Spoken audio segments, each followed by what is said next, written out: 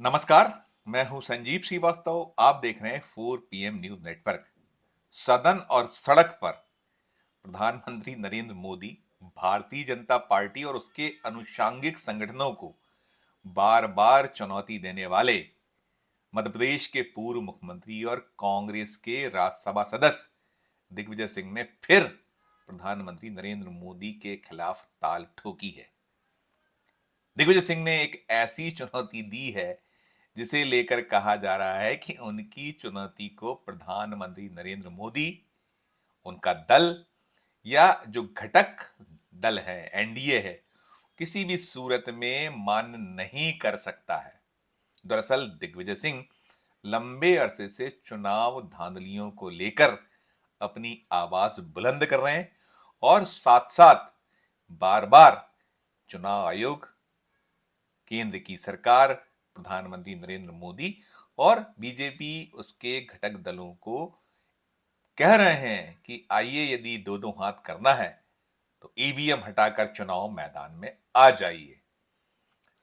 दिग्विजय सिंह ने कई बार इस आरोप को दोहराया है कि ये चुनाव जो जीते जा रहे हैं, लगातार भारतीय जनता पार्टी या उससे जुड़े दल जीत रहे हैं, उसमें बहुत बड़ी भूमिका ईवीएम की है। दिग्विजय सिंह ने पिछले दिनों भोपाल में एक डेमोन्स्ट्रेशन भी दिया था कि ईवीएम के द्वारा, ईवीएम में लगे वीवीपैट के जरिए कैसे चुनाव धांधली की जा सकती है। दिग्विजय का वो आरोप तो अपनी जगह है, अब तो खुलेआम धांधलियों के दृश्य भी सामने आ रहे, और दृश्य ऐसे जिसे लेकर सुप्रीम कोर्ट को वर्डिक्ट देना पड़ा है। जी बिल्कुल, मैं बात कर रहा हूं चंडीगढ़ में हुए मेयर के इलेक्शन को लेकर।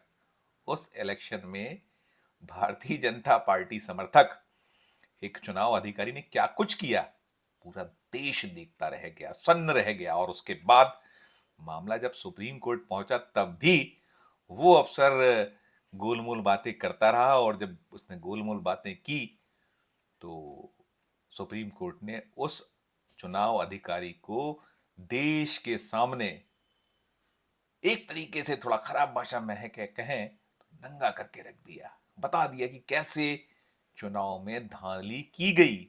और उस धांधली पर आया वर्डिक्ट विरोधी दलों के लिए संजीवनी साबित हो रहा है।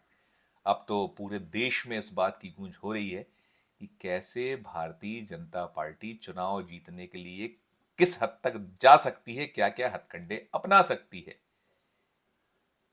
दिल्ली के मुख्यमंत्री अरविंद केजरीवाल ने प्रेस कॉन्फ्रेंस करके जमकर प्रधानमंत्री को आड़े हाथों लिया, बीजेपी को आड़े हाथों लिया, एनडीए को आड़े हाथों लिया, और पूरी व्यवस्था पर भी उन्होंने कटाक्ष किया जो इसके लिए कहीं जिम्मेदार हैं, दोषी हैं।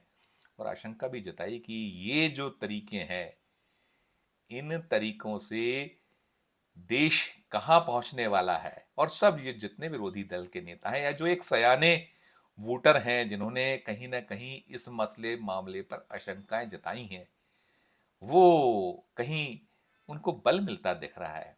बार बार यही आरोप लग रहे हैं कि चुनाव फ्री एंड फेयर होना चाहिए, लेकिन जिस तरह की धांधलियां अभी 5 राज्यों के चुनाव जब हुए थे, मध्य प्रदेश, राजस्थान, छत्तीसगढ़, और 2 अन्य राज्य साथ में थे, तेलंगाना, तो 5 राज्यों के चुनाव में भी बहुत आवाज उठी कि जो वर्डिक्ट रहा, वर्डिक्ट में कहीं ना कहीं गड़बड़ियां भी शामिल नहीं है। अभी इस मसले पर कई जो एक्टिविस्ट हैं, वकील हैं, उन्होंने कोर्ट की शरण ले रखी है, कोर्ट में मामले चल रहे हैं, मसले जारी हैं। और इन सब के बीच जिस बात के लिए मैं ये वीडियो बना रहा हूं, उसी पे लौटते हुए बात करूंगा कि दिग्विजय सिंह ने पुनः ताल ठोकी है। दिग्विजय सिंह से पूछा गया था कि क्या कुछ देख रहे हैं, 400 पार, 370 बीजेपी, मध्य प्रदेश में 29-0 जैसी एक संकल्प जतलाना बीजेपी द्वारा। तो दिग्विजय सिंह ने बहुत दो टूक अंदाज में, जो वो बार बार कहते रहे हैं,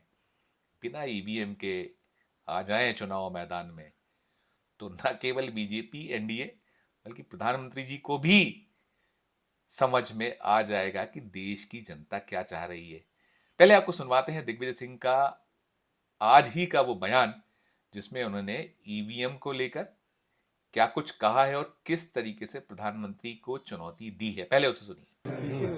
नरेंद्र मोदी जी में अगर हिम्मत है तो बैलेट पेपर से चुनाव करा ले, फिर देखते हैं कितने आते हैं। तो ये दिग्विजय सिंह थे जो कह रहे थे कि यदि बैलेट पेपर से चुनाव करा लिए जाए तो तीसरी बार तो छोड़िए, प्रधानमंत्री जो नरेंद्र मोदी जी का हैट्रिक का ख्वाब है वो अधूरा रह जाएगा, और साथ साथ केंद्र में वापसी की जो एक 400 पार 370 प्लस बीजेपी ख्वाब देख रही है वो भी धरा का धरा रह जाएगा। अब सवाल यही हो रहा था, इसी पे चुटकियां ली जा रही थी कि दिग्विजय सिंह लाख कहते रहे, कुछ कहते रहे, उनकी इस चुनौती को मानने स्वीकारने वाला है कौन। आरोप तो यही लग रहा है कि चुनाव आयोग भी अब पार्टी बन चुका है।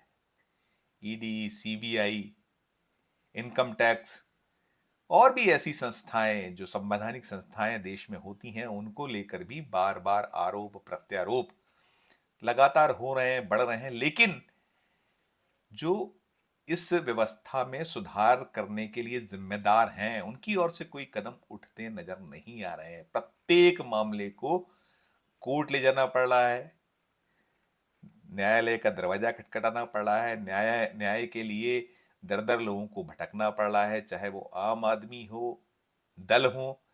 कहा जा रहा है बार बार कि बहुत बड़ी संख्या में राजनीतिक दलों ने चुनाव आयोग का दरवाजा खटखटाया हुआ है ईवीएम के मामले में, और भी कई मसले हैं जो स्वतंत्र और निष्पक्ष चुनाव के लिए जो संहिता बनी हुई है, जो व्यवस्था लागू रही है, उसे लेकर सुना ही नहीं जा रहा है। तो मैं वही बात पुनः कह रहा हूं कि दिग्विजय सिंह भले ही ताल ठोकें, भले ही चुनौती दें, लेकिन ये ताल ठोकना, चुनौती पेश करना, जब तक कि जो जिम्मेदार हैं इस मसले को सुलझाने के लिए या इस मामले पर फैसला लेने के लिए वे आगे नहीं आएंगे, तब तक देश में बात बनने वाली नहीं है।